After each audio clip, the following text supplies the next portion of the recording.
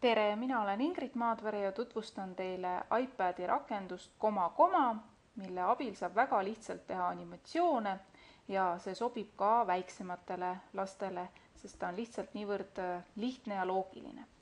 Ta on mul iPad juba alla laetud, klõpsan ta lahti ja nüüd mul kohe siis on näha pilt, mis kaamerast tuleb, mul on siin praegu põrandal lihtsalt 2 kirjutusvahendit ja põhimõtteliselt võiksin ma kohe hakata siis seda filmi tegema, et kui ma klõpsan sellele punasele nupule paremal, siis tehti pilt.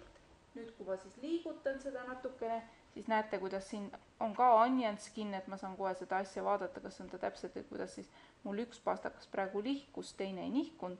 Mul ei ole siin küll praegu statiivi, nii et selles mõttes see film mul nüüd väga ilus ei tule.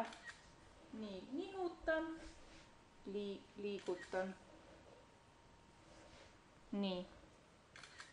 Ja kui vaadata tahan, siis klõpsan selle rohelise nupu peale. Ja siis näen täpselt, et kuidas see asi mul siis käib. Paneme selle jälle siit kinni ja näen siin all ka, et mul on praegu siis 5 kaadrit tehtud. Nii, nüüd siin vasakul üleval on väike mutrivõtmemärk. Siin on siis seaded. Kui ma selle lahti klõpsan, siis ma näen täpselt seda, et mida ma siis teha saan. Üks asi, mida ma siin teha saan, ma saan määrata seda kiirust, et mitu seda kaadrit sekundis mulle siis näidatakse, et ma saan teha selle siin kiiremaks ja aeglasemaks. Siis ma saan siin pöörata seda pilti, mis ma tegin ühtepidi ja teistpidi. Näete, siin on pilt väga ilusti näitab seda. Siis kui ma ei taha seda onion skin'i, seda, mis näitab, et kus eelmine pilt oli, siis ma võin ka selle ära võtta, kui ma tahan.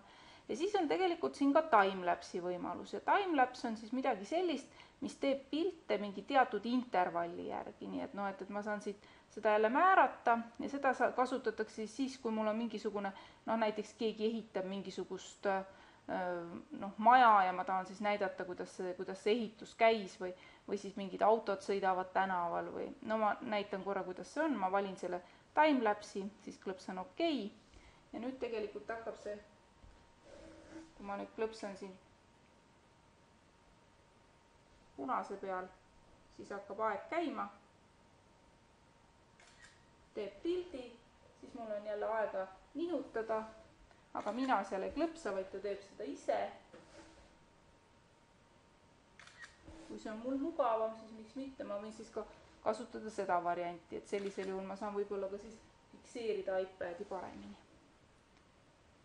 Nii, aga paneme ta siis kinni jälle. Nii ja rohelisel jälle saan vaadata, nüüd mul siis üks pastakas liigub rohkem ja kui ma tahan salvestada, siis ma klõpsan selle kollase nupu peal siin ja kui ma tahan kustutada, siis sinise peal. Ma klõpsan praegu kollase peal ja salvestati. Nii ja nüüd siin paremal pool, kus on need 3 väikest joonekest, kui ma sinna klõpsan, siis on näha kõik need minu tehtud väikesed klipid ja see viimane on siis siin näha, kui ma selle peal klõpsan, siis ma saan klõpsata play, see tähendab, et ma saan seda mängida, ma saan minna sinna tagasi, see tähendab, et ma saan neid kaadreid juurde teha ja siis ma saan ka edit võtta, ma saan talle panna ka pealkirja.